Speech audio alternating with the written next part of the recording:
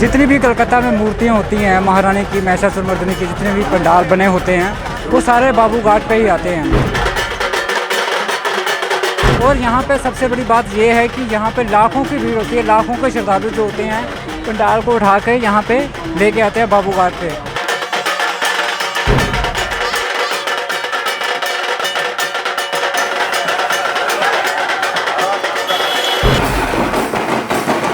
महिषासुरमर्दिनी को उसके बाद चक्कर लगाते हैं, महारानी का सबका आशीर्वाद प्राप्त करने के लिए करते हैं। उसके बाद ये मूर्ति जो होती है नदी में बहा दी जाती है।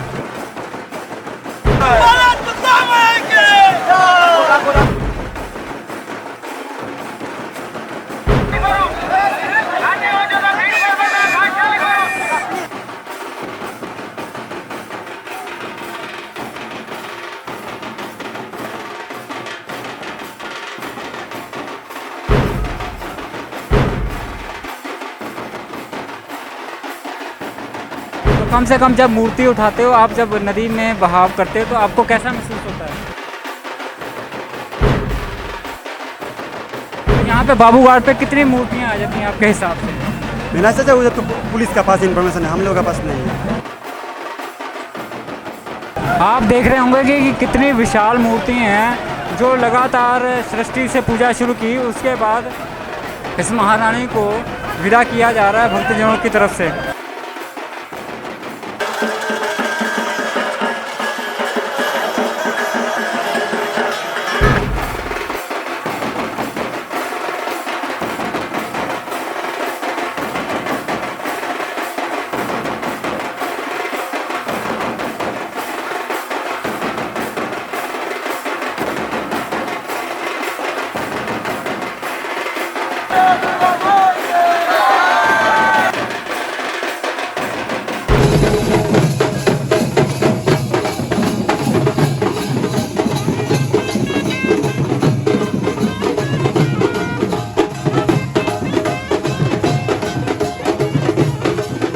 इस टाइम पहुंची है रेड जोन क्राइम न्यूज़ की टीम बाबू घाट पे, जहां पे मूर्ति विसर्जन का बहुत विशाल प्रोग्राम किया जा रहा है। जितनी भी कलकत्ता में मूर्तियां होती हैं महारानी की, महिषासुरमर्दिनी की, जितने भी पंडाल बने होते हैं वो सारे बाबू घाट पे ही आते हैं। और बाबू घाट पे 10वीं वाले दिन जब हमारे पंजाब में दशहरा मनाया जाता है, यहाँ पे मूर्ति विसर्जन का काम शुरू हो जाता है। जब जो छोटे छोटे पंडाल होते हैं सड़कों पे बने होते हैं, उसको पंडालों को उठा के यहाँ पे बाबू घाट पे लाया जाता है। और यहाँ पे सबसे बड़ी बात ये है कि यहाँ पे लाखों की भीड़ होती है, लाखों के श्रद्धालु जो होते हैं पंडाल को उठा के यहाँ पे लेके आते हैं बाबू घाट पे। और जो जितने भी पुलिस है, यहाँ की कलकत्ता पुलिस है, और जहाँ पे जितने एनसीसी कैडेट हैं वो एक जैसा इतना बढ़िया काम करते हैं कि जैसे संभालते हैं। मैं कैमरामैन मोहित जी को कहूँगा एक दफ़ा बाहर की तरफ मूर्तियाँ दिखाएं, जहाँ पर तो जितनी भी मूर्तियाँ हैं वो सभी आ रही हैं, लेकिन एक एक करके सभी मूर्तियाँ यहाँ पे पहुँचती हैं और बाबू घाट पर विसर्जित की जाती हैं। उसके साथ में ये भी किया जाता है, जैसे जैसे मूर्ति आती है उसको जो दूसरे बंदे आदमी होते हैं वो उनको मूर्तियों को साथ साथ निकाल के रखते जाते हैं, और उनके साथ जो मुकुट वगैरह जो श्रृंगार का सामान होता है वो निकालते जाते हैं, ताकि जो नदी है बाबू घाट की नदी है वहाँ पे ज़्यादा कुछ खिलाफ ना बन सके। तो आइए हम देखते हैं कि जैसे श्रद्धालु मूर्तियाँ लेके आए हैं, तो मैं मोहित जी को कहूँगा एक दफ़ा वो सभी को दिखाएं।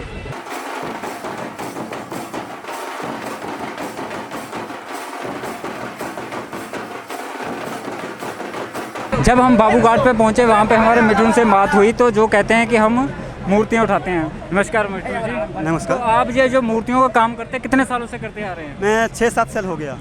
तो ये मूर्ति आप कितना पैसा लेते हो मूर्ति उठाने का? 700 जैसा ठाकुर प्रतिमा है, छोटा बड़ा सब कुछ।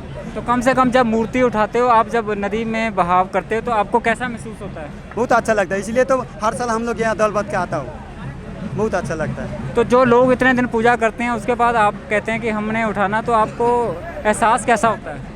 ऐसा तो लोग हम लोग उन लोगों के साथ हमारा कांटेक्ट रहता है, हर साल हम लोग को नंबर दे देता है। तो यहाँ पे बाबू घाट पे कितनी मूर्तियाँ आ जाती हैं आपके हिसाब से? बिना से वो तो पुलिस का पास इन्फॉर्मेशन है, हम लोगों का पास नहीं है। तो आप रोजाना ही ये मूर्तियों का काम करते हैं? करते हैं। तो ये कहते हैं कि हमें 7-8 साल हो गए हैं मूर्तियों का काम करते हुए। आओ चलते हैं, उसको दिखाते हैं, एक दफ़ा उसका देखे मूर्ति करने के लिए, विसर्जित करने के लिए जा रही है। लेकिन इसके साथ में पहले जितने जो होते बंदे उसको घुमाते हैं, महिषासुरमर्दिनी को, उसके बाद चक्कर लगाते हैं, महारानी का सबका आशीर्वाद प्राप्त करने के लिए करते हैं। उसके बाद ये मूर्ति जो होती है नदी में बहा दी जाती है।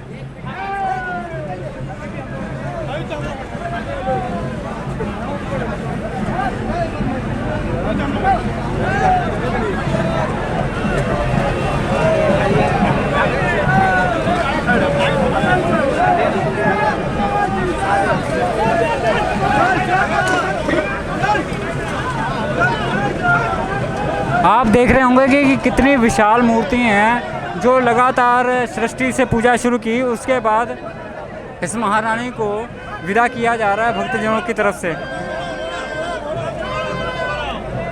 और कितना हर्षोल्लास भक्तजनों में पाया जा रहा है। हर कोई क्या चाहता है कि महारानी हमारे घर पे रहे और दोबारा से इस दूसरे साल में आए।